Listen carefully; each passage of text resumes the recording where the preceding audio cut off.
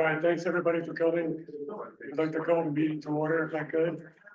It's April 2nd at 12:05. And thanks everybody for turning in. We have a hybrid meeting today, so we have people calling in via Zoom. And I'm sure you'll notice we canceled the last meeting on March because we weren't sure about the funding, federal government.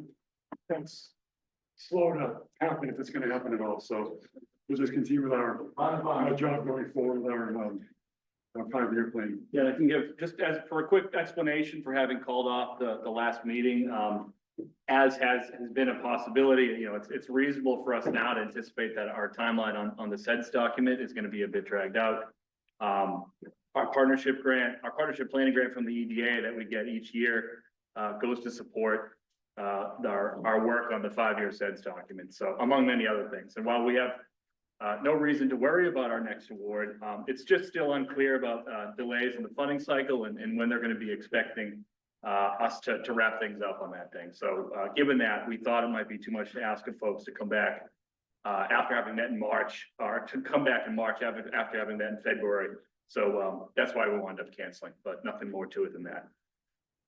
If you don't mind, we'd like to tour around the room and your introductions because we're still all fresh here. I'll start. My name is Jonathan Jamoulis. I'm the chairman of this Economic Development Commission. I'm also president of the Cape Cod Cafe and Italian Kitchen. I'm also president of the Campbell Business Association. Love it. I'm Alicia Siciliano from Pembroke. I own Alluring Concepts Design Build. I also sit on Pembroke Planning Board, up for re-election. So if anyone knows anyone in Pembroke, please vote for me. As well as I sit on OCPC for Pembroke as well. And Dennis Lassage, I'm the regional manager in Southeastern Massachusetts for Cochrane. Hi, everybody. I'm Cindy Pendergast, and I'm director of the Neighbor Works Housing Solutions Brockton office and chairwoman of the Brockton Housing Partnership. And I could go on, but I'll have it too. Thanks. Andrea Burton. I work for Eversource. I'm also a small business owner here in Brockton. Good afternoon, everyone. My name is John Nari. I'm the director of the Mass Housing in Brockton Career Center. And I'm Dottie Fulcinetti. I am the vice president of the South Region Community Investment Team for Mass Development. That I also manage the County Utilized Properties Program Grant, which is a statewide grant. And on the side, I'm chair of the select board at Easton, so all of this pertains to our community as well. Hi, everyone. My name is Sue Martin, I'm the executive director for SEED, Southeastern Economic Development. Hi, everyone. Jason Hunter, executive director of Mass Eye, Greater Boston Workforce. I am Tracy Costa. I'm an LSP. I work at Verdantis as a brownfields and government sector leader for the Northeast. We're also supporting OCPC as a qualified environmental professional on their EPA brownfields assessment grant. Mark House, also with Verdantis. Thanks for having me. And I support this kind of organization from a private development standpoint. Steve Egan Jr., owner of Egan Architects, happy to be here. I am Steve Egan Senior. Egan Development. We were asked to come talk about a couple of projects we've done on the South Shore. Thanks for coming. Matt Dyer, Quality Planning, Transportation Department. Rick Jordan, Town Planner, Town of Avon. Charlie Silly, Town Administrator, East Bridgewater. Nick Chiaquinto, Senior Economic Development Planner here at OCPC. And for those of us online, if you could just take a second to introduce yourselves, that would be great. Start with Shane, since I see him. Hey, Nick. Shane O'Brien, Town of Bridgewater, Town Planner. I'm Val Massard, Town Planner in Kingston. Hi, I'm Joe Meck with the Brockton Area Transit Authority. I'm the procurement manager. I'm Pam McCarthy, the Economic Development Director in the town of Stoughton. Nicole Salvo, I'm the assistant town planner and the community development person in the town of Bridgewater. Jeff Charnell, a local commercial banker for Northeastern Savings Bank. I'm also on the local licensing board as chairman in the city of Brockton. And I heard a lot of political plugs, so I am throwing my hat in as a counselor at large in the city of Brockton as well for the next coming up election. So, I know a lot of people in the room, and thanks everyone for being here. Thanks, Jeff. John Fay, planner, city of Brockton. I am having some connection issues, so I apologize if I'm choppy, but yes. Sound great.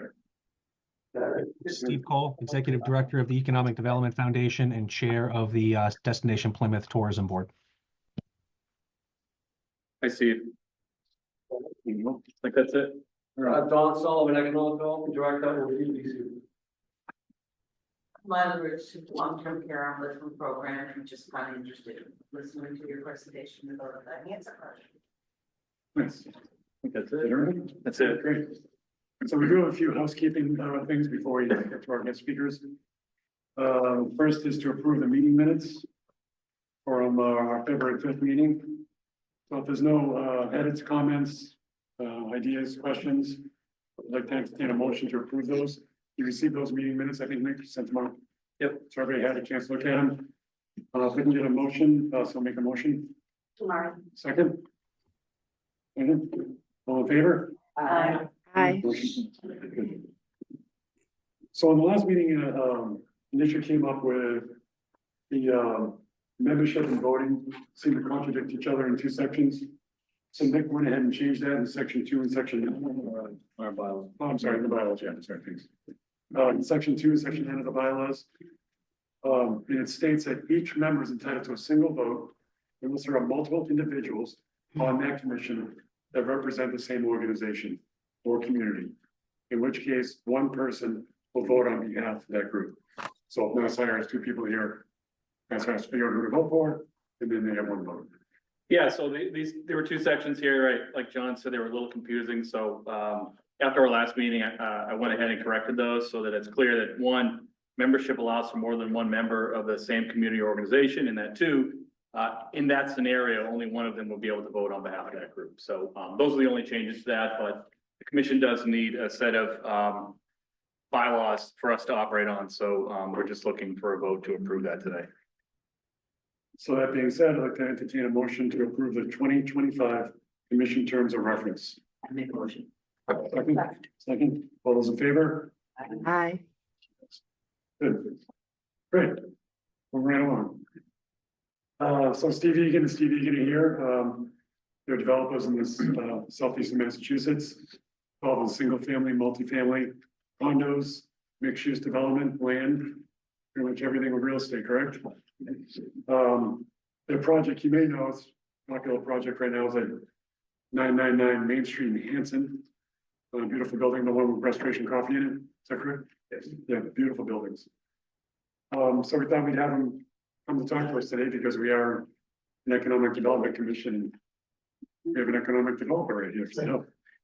Yeah, no, let me just echo some of Jonathan's points.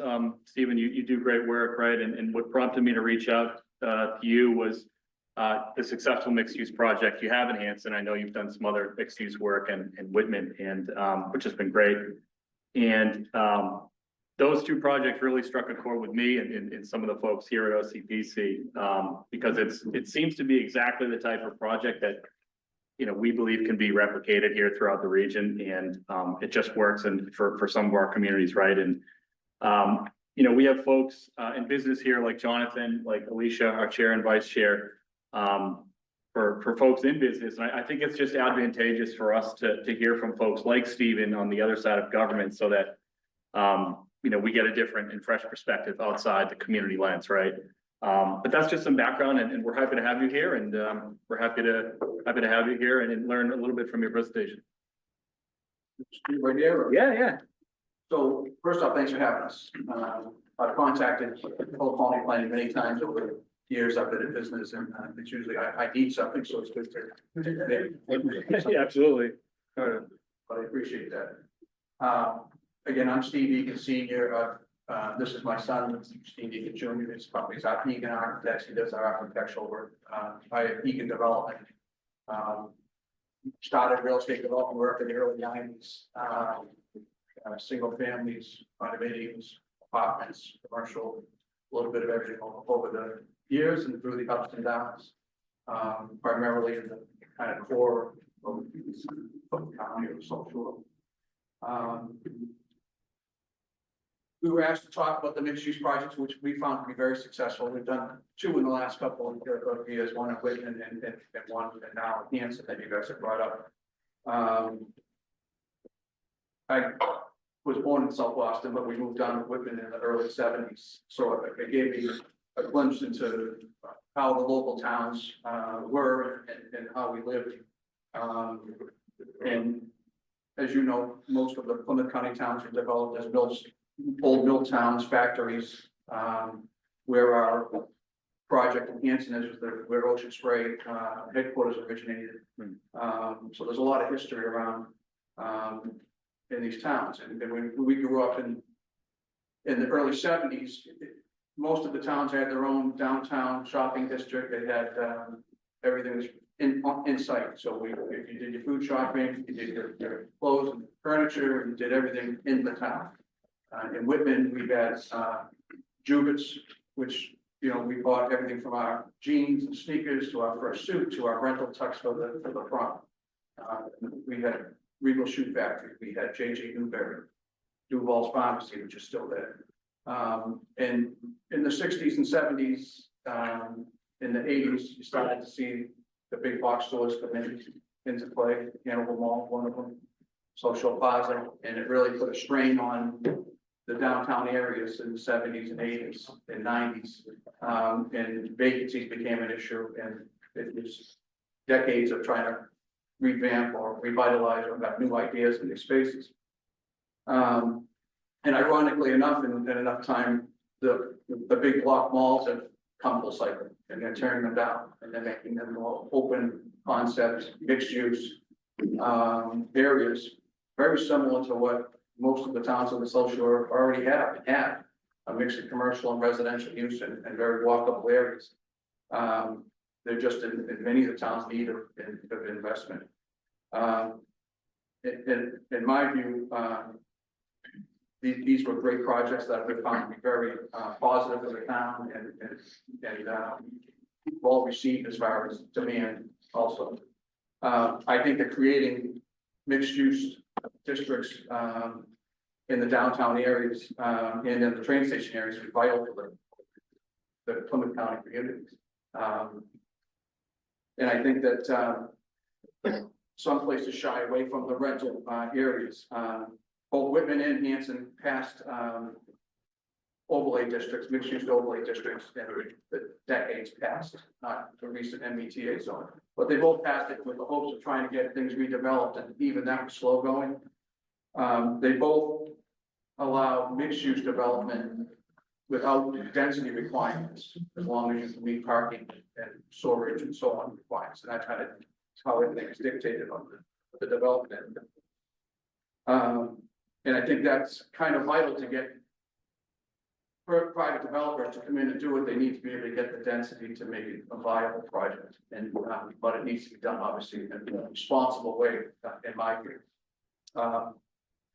With the advent of work from home, COVID, a lot of people moved out of the cities, and I think that part of that created the new demand that we're finding on the South Shore areas for newer housing. Most of the rental stock that you find in Brockton and all the social, a lot of it is older multifamily, duplex, triple deckers. Not a lot of new products. When you get up into Braintree, Quincy, obviously there's much more there, but we're starting to finally see it on the social towns, and it's been very well received because they're getting amenities and technology that you don't see in the older housing stock that you have. And we found that the buildings that we've done have filled up quickly. Typical tenants are single people or couples. Income is typically $75,000 and up. That's what we found on our applicants. It's a mix of millennials that are looking to commute, work from home. And we get a lot of people who are downsizing, people who have lived in these towns that want to sell their older home, they don't want to leave. And it gives them an opportunity for single level living, elevator, and little bit more amenity that they have in some of the older houses that we have in town for renters. On that, I'll let my son talk a little bit about the two projects and kind of give some info on the makeup of the projects and a little bit of resolving and so on. Yep, so like you said, I'm Steve Egan Jr. I work in architects, and worked, in some capacity on both of these projects. So you can go to the next slide, which is the 629 Washington Street in Whitman. It's 24 units, an even mix of 1 bedrooms and 2 bedrooms. There's 8,000 square feet of commercial space on the first floor. There are no residential units on the first floor in this project, and this project represents a $5 million investment in the downtown of Whitman, to help create what some of these failing malls are trying to recreate. And these existing downtown areas are actually a richer opportunity for these. Some of the pushback on the mall redevelopment project is because it's such a big lot that all has to happen at once. There's a certain sterility to the projects until they fill up. Whereas these Main Street projects can kind of happen parcel by parcel in a more organic way, and redevelop the downtowns that already have the mix of residential and commercial that people are looking for. This would be in the multiple use overlay district and approved on a special permit. The ZBA as well as members of the community pushed for integration with the existing Whitman downtown architecture, which has a lot of brick buildings. So that's where the brick of the first floor and up the facade come from. Zoning allowed for 45 feet in height, which allowed for 4 stories with an elevator. Whitman also has town water and sewer, so parking was really the only limiting factor beyond just the overall size of the site. It makes redevelopment easier. And Whitman Center offers, really classic New England downtown. Walkable, mixed shops and restaurants, residential within, easy walking distance. There's a 14-acre homestead design park directly behind this project that was donated by the Whitman family, whose homestead actually was on the site as well. So as my dad mentioned, there's a lot of history in these areas that we can, sort of honor as we redevelop them. And I'm actually currently working for another developer on a project diagonally across the street from here. They're going to add another 4,300 plus square feet of commercial space, 50 1-bedroom apartments. And once that's getting going, it'll be the third mixed-use project in the last 5 years in this area. And this investment, this project, not all projects, brought $51,600 in new annual tax growth to the town. And if we go to the next project, which is 965 and 999 Main Street in Hanson, one we alluded to earlier. Between the two buildings, these photos are of the first building, the second building will be done shortly. There's 49 units, a mix of 1 to 2 more ones, and 8,000 square feet of commercial space. And this area does allow for units on the first floor, so the first floor is a mix of commercial and residential units. This was a $10 million investment in the commuter rail area of Hanson, which, really needed something like this to happen. And it added $110,000 in annual tax growth to the town. This was part of the flexible zoning overlay district. As my dad mentioned, it's where the Ocean Spray headquarters used to be.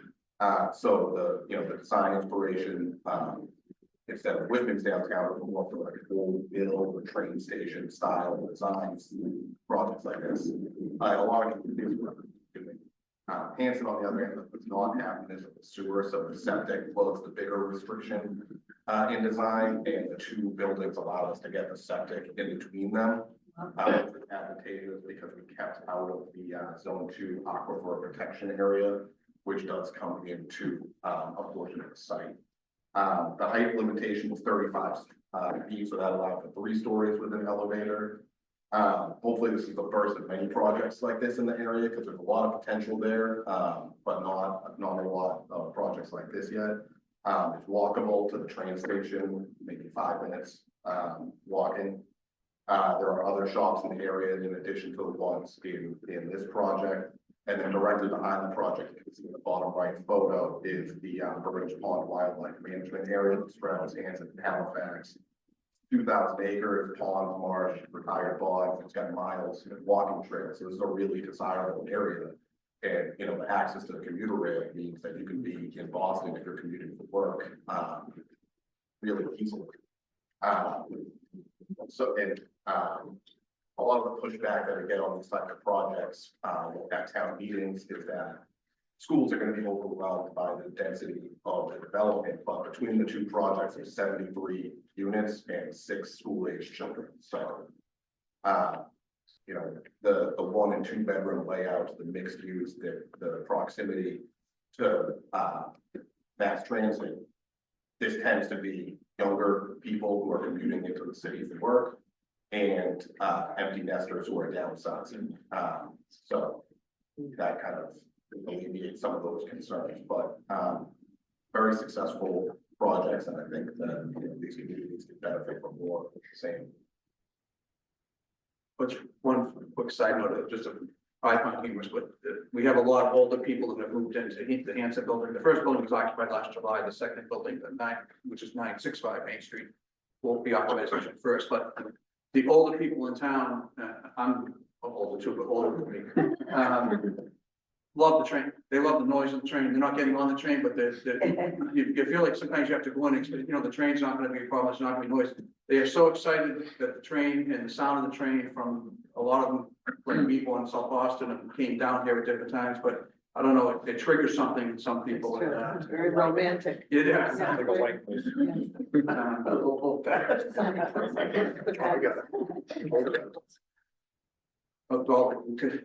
For this development, well, both of them, for the elderly downsizing, were the 1 bedrooms, more than 1,000 square feet or less than 1,000?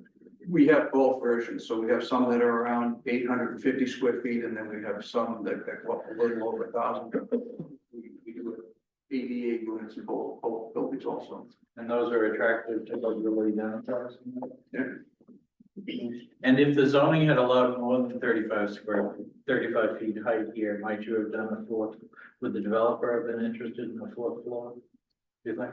I am the developer, but yeah, sometimes it really, we try to do what we feel fits to, so it's not always, there are other buildings in the center that are in that 40, 45 foot range, so it didn't seem out of place. I over here, 4 stories, I may seem out of place. So I'm not sure if we would have gone higher with that or not. What's it been like to find commercial tenants? Is it surprisingly easy? Really? Yeah. We've been both Whitman and I was turning people away. Wow. We filled up long before. There's a lot of big businesses in these towns already, but they're usually in older retail office buildings. So when they're finally seeing something that they can go into, it's brand new from their point of view and move their established business that maybe 10, 15 years on, they seem to be jumping at it. I have a list of people now that if we come up with that they're looking for sites in the area, so. Has there been turnover with the commercial tenants, or is it usually long-term, people have been there for a while, or? Yeah, I have not had any turnover. I own other buildings that over the years too in the surrounding towns and very rarely, do I have commercial tenants going. That's great. So follow up the next question, like what kind of businesses, like who's going into those spaces? Just curious. We had, we have Restoration Coffee and Breakfast Lunch. They have 4 locations now. We have Aura Beauty, which has a couple locations that does beauty service stuff, not here, but other products. Health and Wellness, I have a health and wellness company that does massage, yoga in Whitman. I have health and yoga and wellness that's going into Hanson. A lot of service companies. Domino's wanted to go into the Hanson building. And move from a location that they're at, but we decided it wasn't the best route for us because they have drivers going till they have 20 drivers going till 2 in the morning, and we just felt like that too much coming in and out of a site like this. So we're seeing a wider range of people, companies that want to go in. I've had multiple markets that want to go in small, Brazilian, different type markets like that that are looking for locations, so, yeah.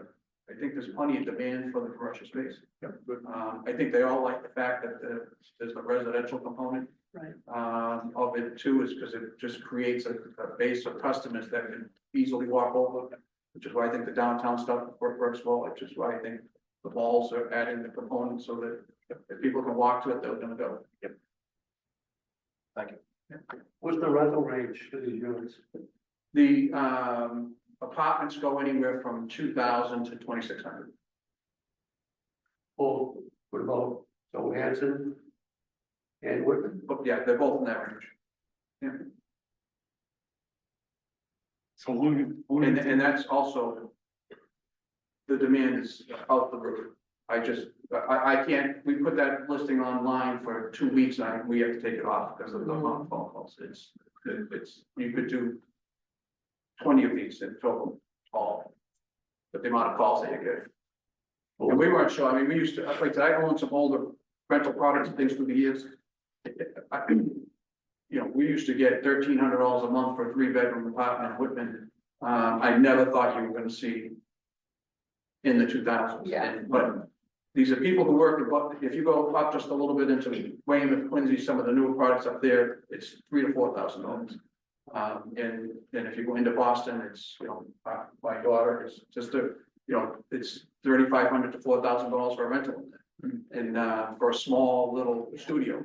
And so I think the access to in town is there, and I think that they're willing to pay it and feel a step away from the city. So, yeah, there's a significant amount of opportunity in both these communities for projects like yours. Yeah. Either new construction or rehab. Yeah.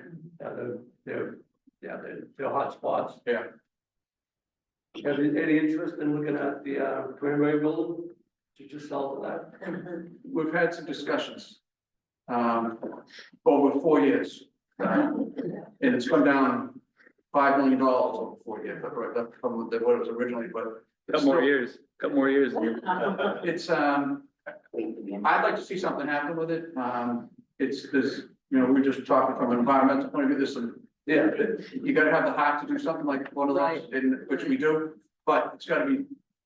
There's gonna be a lot of cost involved with getting that place cleaned up and turning it around, but it's getting to a point that I think that the price is that point that whether it's us or someone else, something happen with that. Yeah, it is quite a site, right? Yeah.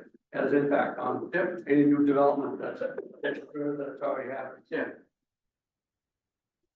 We were just down there seems to be a parcel behind the railroad tracks too. Which is the Burridge, it's 2,000 acres that is run by the state. No, so behind, so. Oh, Yeah, it looks like a So- building behind. Yeah, so the building next to us that has the tower there. Yep. Was Ocean Spray's offices headquarters were in that building. There used to be a bridge that went over from the building and over the railroad tracks to the building in the back. So they would move back and forth, the executives would go over to the Cranberry Bog side where the factory was. And then where our lot is, and it's still there, behind this first building that's up, is the old concrete loading dock for the trains is still there, so that they would load everything on. But that used to be all connected. The guy who owns the factory owns what's behind the building, and that's in the talks of being redeveloped too. Is there any affordability in either of the projects? Neither of these, we have people in these projects that, voucher systems and things like that for renting them, but there's no affordability requirement on either. Do you have a sense of how many tenants, residential tenants are taking the train?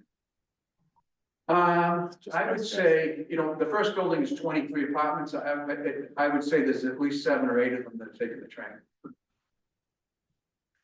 Not as many as I think. And the train station is busy in general. I mean, when the train comes in, it's the amount of cars coming in and out of the municipal, or the key parking lots, quite a few, so.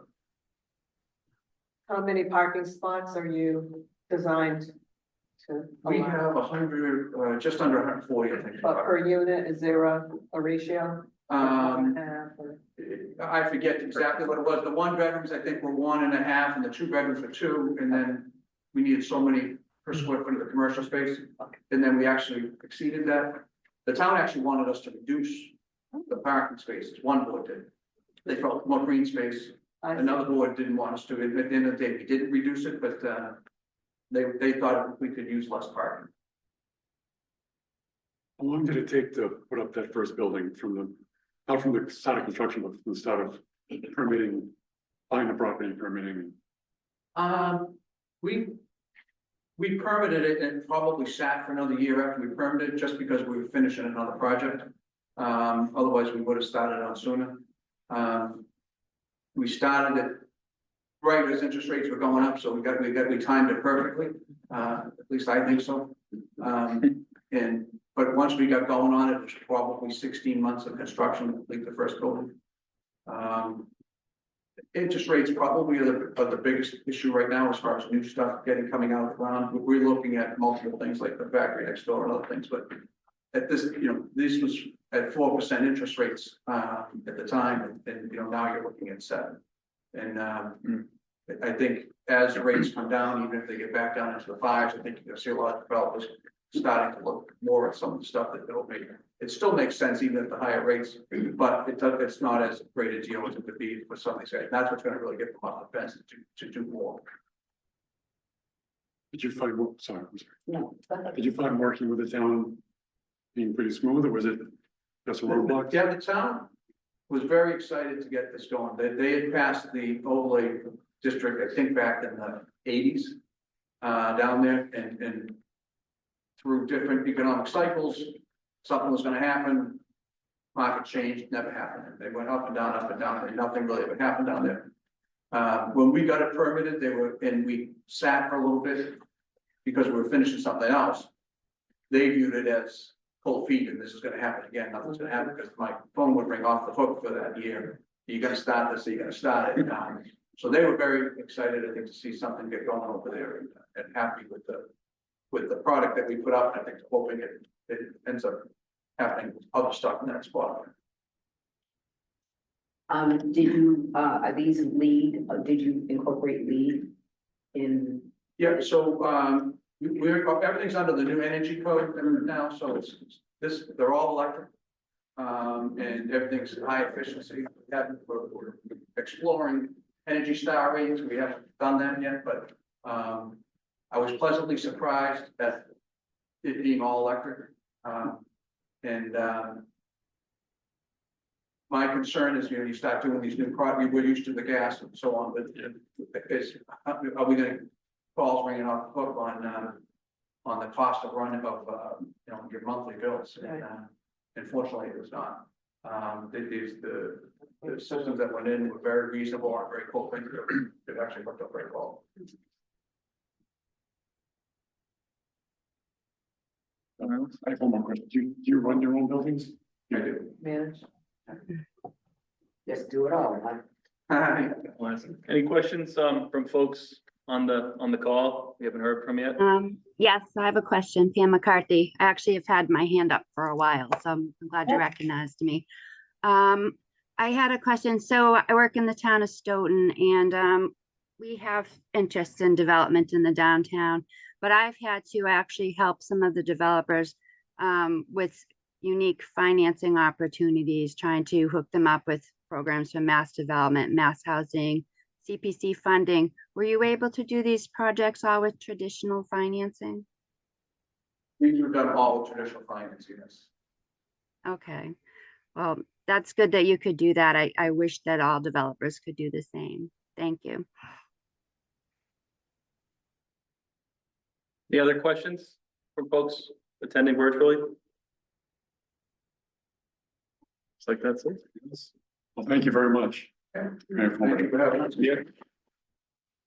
Thank you for being here. And like I said, we have these meetings 4 or 5 times a year, and if it's of value, come back and partake if you'd like. But thanks for coming. Thank you. You're welcome to stay. You can have lunch and Do you have those slides in? Yes, yeah.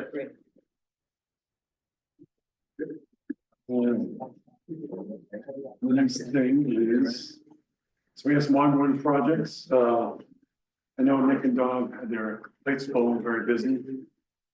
So you got a few things you guys were working on? Yeah.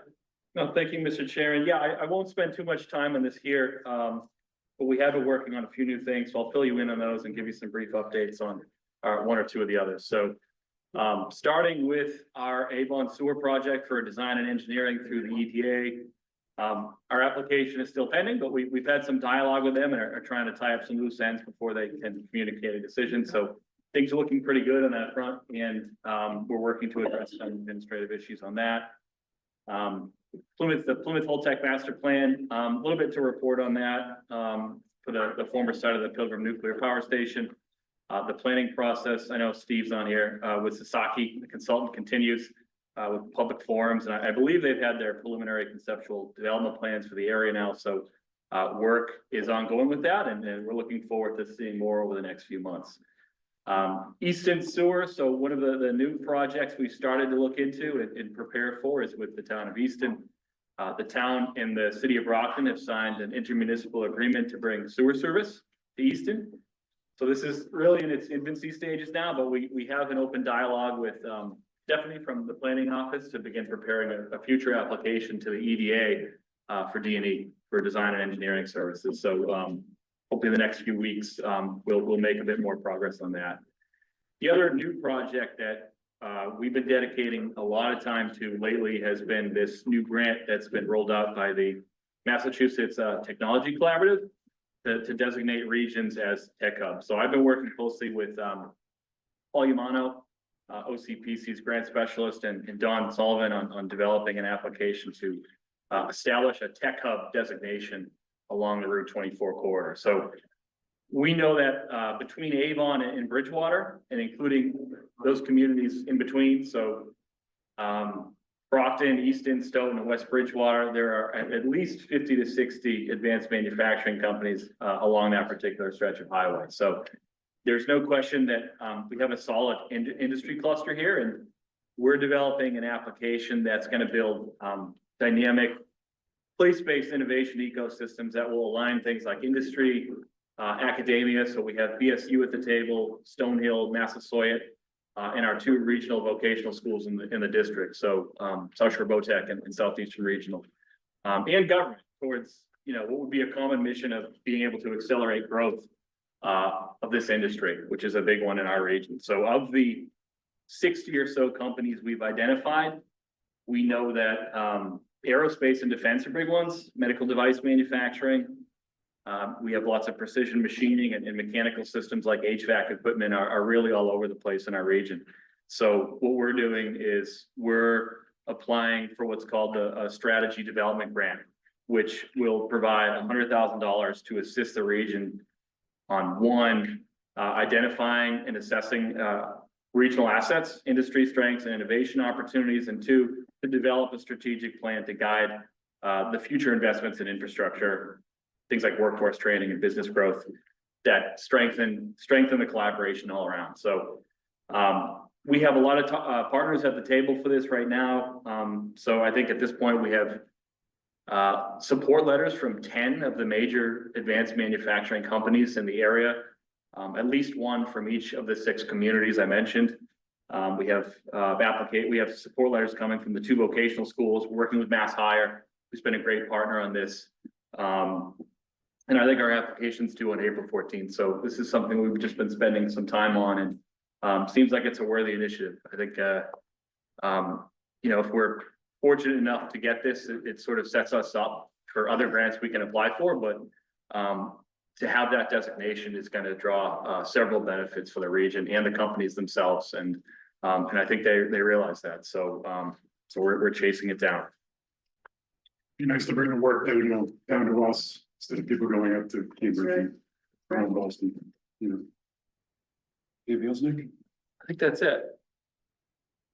So Nick and Dawn we talked about this a little bit at the last meeting. They finished their SWOT of a SWOT analysis for the Oklahoma Planning Council meeting in the sense. That's done. We take 10 minutes or so to go. Yeah, so as mentioned, we were able to finish a draft of the SWOT analysis for our new 5-year plan. Hopefully some of you have had, or all of you have had a chance to take a rough look at it.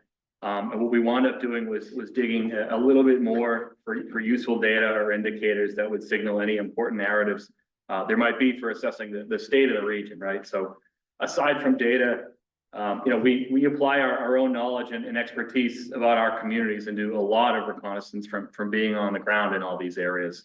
So that said, the SWOT analysis really pieces all that together to formulate a list of what our strengths and weaknesses are and a bit more by pointing out some of the opportunities there might be for us down the pike and maybe pointing out some of the things that we may need to watch for that are concerning. So overall, I think we're not too unique from other regions across the state. We share a lot of the same problems and we have similar opportunities.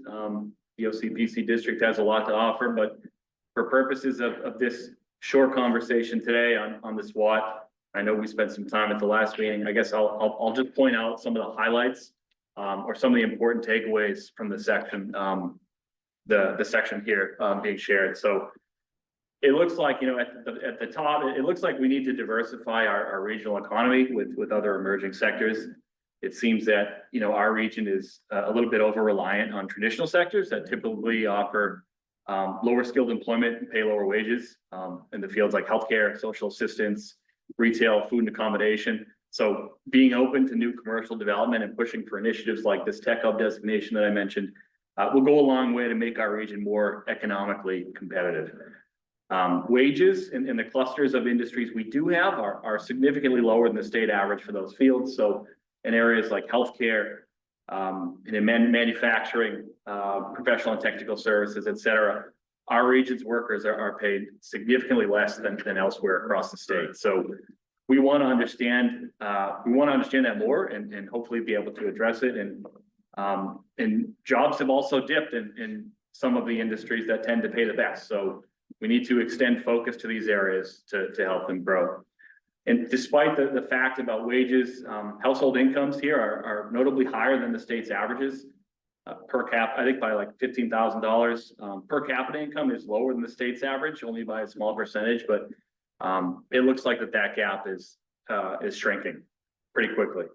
While the region performs pretty well with the percentage of folks who graduate high school, we're interesting below the statewide average for people that have a bachelor's degree or higher, I think around 7%.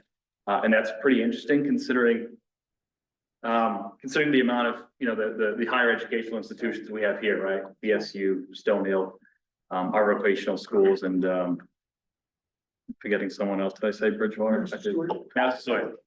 And we have satellite campuses, right? In Plymouth, we have Curry and Quincy College. So, and I think one of the big ones too, perhaps probably deserve to be mentioned first or second. Our region is certainly at a disadvantage with respect to water and sewer infrastructure. Like Steve was talking about earlier, most of our communities rely heavily on on-site disposal systems, septic, and a sustainable future for us around here would require, not just a robust water supply, but expansion of those needed resources, right? So the lack of this infrastructure appears to be somewhat of an impediment to any commercial or industrial development. Closing out, obviously we have in the Old Colony region, we have some great natural resources, no shortage of coastline with Plymouth and lakes and ponds, forests, and obviously a rich cultural history with Plymouth. And we have a pretty good amount of land available for development, right? And especially for industrial and commercial opportunities in places like the Route 24 corridor, where we're looking for industrial expansion. And related to that, I think our region does have an abundance of brownfield redevelopment opportunities, right? We talked about the mill style buildings that still exist and the age of our region. So in the age of communities being built out, there are probably hundreds of acres of contaminated, underutilized sites that can be positioned for cleanup and reuse. So again, if you haven't had a chance to go through this, take a peek. I think what, if anyone hasn't taken a look at it, we appreciate some feedback. So if there's anything you feel like we might have missed or anything that you'd like to add, just send me an email, and we can work through that and answer any questions you might have about it. Additionally, slides here. Additionally, Dawn and I had spent some time developing a list of potential future EDA projects we may be able to chase over the next few years. So you can see that the list here on these slides, if you're looking at these and thinking they look like total pipe dreams, that's okay. As I've said before, one of the missions with the new SEDS document is to create sort of a go-to resource or a to-do list, for lack of a better phrase, that we can refer to keep our region on a forward path. So this list includes a total estimated value of $141 million in community-specific projects and about $145 million in regional projects. So this is the list. I don't have a document to share yet, but I threw them in here. These are the community-specific projects. So they're in. Here's the regional list of projects we have. So anyway, I won't go any further on this. I wanted to share that with you guys today. So after we've wrapped up the draft of the SWOT, this is what we were piecing together. And after this meeting today, take a look at the SWOT and send me any comments you might have. And again, our goal with the SWOT is to keep it concise and fairly straightforward. So we avoided excessive content and tried to make it more appealing. So our next steps are to format the assessment section, which includes all of the data, the graphs and charts that we put together to come to a lot of the conclusions we've made here in the SWOT analysis. So we're going to add some context to the project list that we have here in front of you, and we will be, after that, I think, developing a goals and objectives section. So moving forward, we'll keep an eye on communications from the EDA about our SEDS timeline, but I think our plan is to just continue to move forward on this, and we appreciate any feedback we have from our communities. Any comments or anything? I have one comment about the aging population. I think that's going to be a serious threat when, like, my parents' generation passes. Right now, we have healthcare, housing, all these things are based on the boomers, and the generation following them aren't going to cover the population. And we saw in the last meeting that after 2030, population is going to start to decline in southeastern Mass. It's not set in stone that population is going to decline, right? We can change that by bringing development to our area, right? Why go to Cambridge and Boston and Braintree and Quincy? Have them come down here. That's not set in stone. So I think that's a real serious threat for us, is the population decline. Yeah, some of the communities, based on the data we looked, they do tend to come down after around 2030. I think we've talked about this before, but not in all communities. It seems that some of the communities that abut Brockton are not following that same trend, but it is obvious, it's evident in some of the data that we're seeing that tends to happen, but at least not all of our 17 communities are following the same trend. There are about 4 to 6 that I think are doing a little bit different pattern. But there certainly is a trend. Building a school and you can you'll have a lot of new younger families. And seriously, we just built the brand new pre-K to grade 2 school, consolidating 3 schools, and it's attractive to families to get into that school. Egan had said something before when, how many kids coming into schools, and so many developers are going in and doing age restricted because they're able to do a smaller septic system for the, anything age. So we're pushing, people don't want kids in the system, but it's costing town people a lot more money because the state pays you per kid.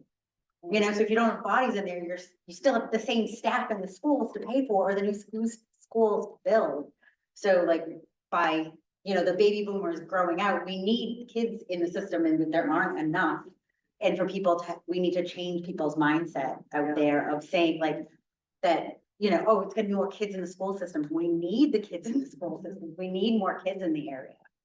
Which ironically is when you look at when we go into a zoning board, planning board meeting, it's gonna change the schools, but I was in Whitman Hanson in the early 80s, and we had more kids in the school then than there is now. It's gone down. In my view, in part because the baby boomers own a substantial amount of real estate and they're been reluctant to downsize, move into retirement communities. And then a combination of the younger millennials and generations. Some of them are no kids, one kid, two kids. When I grew up and while you guys grew up, there was nothing to have 3, 4, 5 kids, the house next to you. So I think that until some of that inventory frees up at the baby boomers and you start to see some of that get resold to younger families, I don't know if you're gonna see the population of the schools jump up. But I think at some point, based on their age, that inventory is gonna finally hit the market and hopefully we start to see more children and maybe you see the school numbers rebound in some of these towns. None of these rental units produce a lot of children. We've gone in East End significantly built down some rental units over the past 10 years. And we can demonstrate that not only our enrollment is still down to 100 students from 15 years ago. Yeah. So the other thing to look at too is the net news, because a lot of the students that are in these schools are just already in the town but moved there. So when you figure out what the net new is, it's even less. We don't shy away from that. As far as I'm concerned, it's very anti-housing to anti-care housing to talk about school children in that way. And our board calls people up when we do that. We are really inappropriate. And we want to be a welcoming community. So our chair of the planning board at one of the meetings said that this particular project was great because it wouldn't have any kids in it. And I said, don't you mean that this project is great for people to downsize so that we can welcome families in the new houses that are opening up?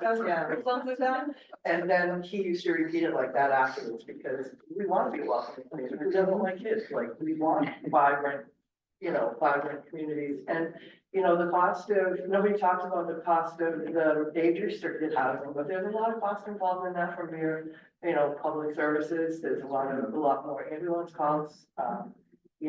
A lot more health issues and stuff like that. So you can't stop putting things in a box. Who deserves to live? I'm ready to come and speak at any of your plans.